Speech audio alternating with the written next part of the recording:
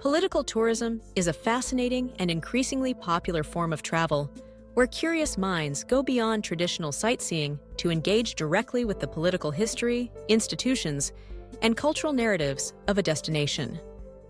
Unlike the typical beach vacation or culinary adventure, political tourism invites travelers to step into the heart of a nation's governance, its struggles, and its triumphs, offering a deeper understanding of the forces that shape our world.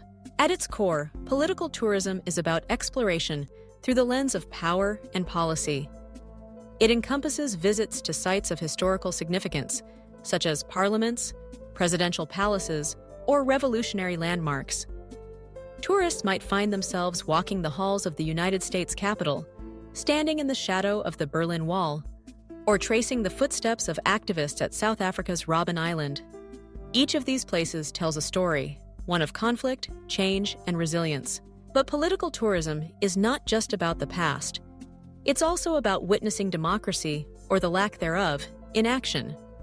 Some travelers make a point of attending live parliamentary sessions, election rallies, or public debates. They observe how policies are made, how leaders interact, and how citizens engage with their governments. This kind of first-hand exposure often challenges preconceptions and provokes meaningful reflection about one's own society. In recent years, political tourism has expanded to include areas once considered off-limits. Destinations like Cuba, North Korea, and Myanmar now attract visitors eager to understand their unique political systems.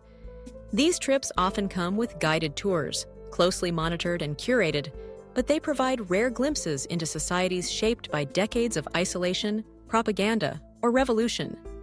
For some, the appeal lies in seeing the contrast between official narratives and everyday realities.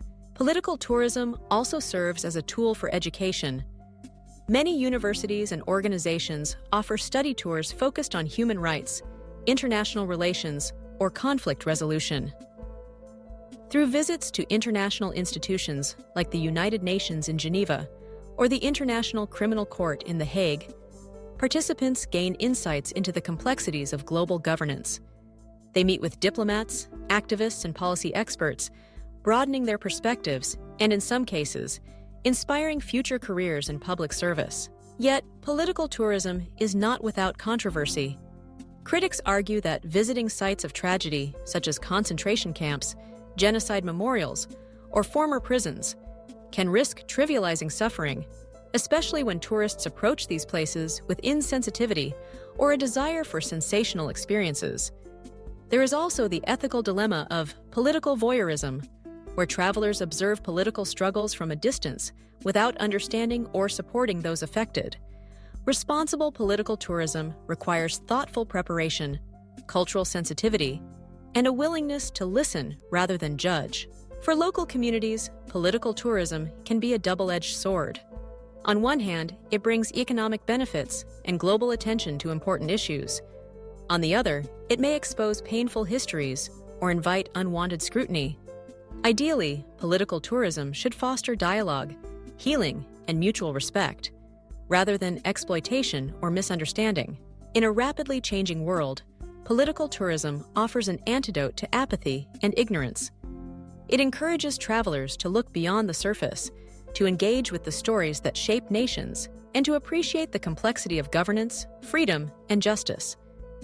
Whether standing before the ruins of ancient empires or the vibrant bustle of a modern parliament, political tourists are reminded that politics is not just the domain of leaders, it is woven into the fabric of every society.